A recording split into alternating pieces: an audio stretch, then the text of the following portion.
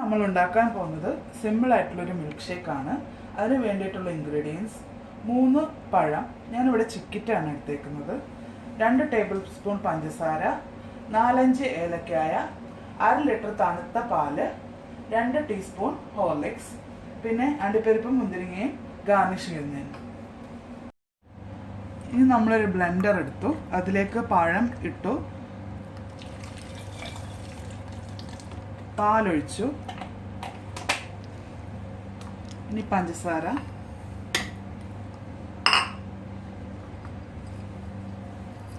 നാലഞ്ച് ഏലക്കായ,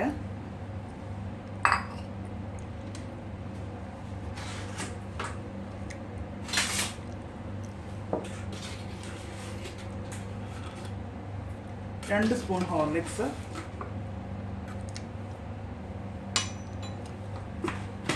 ഇവ ചേർത്ത് മിക്സിയിൽ നന്നായിട്ട് അരച്ചെടുക്കാം. നമുക്കത് സെർവ് ചെയ്യാം.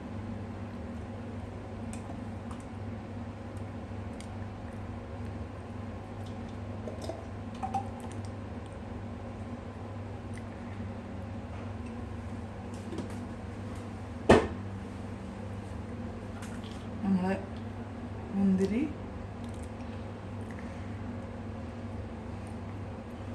അണ്ടിപ്പരിപ്പ്,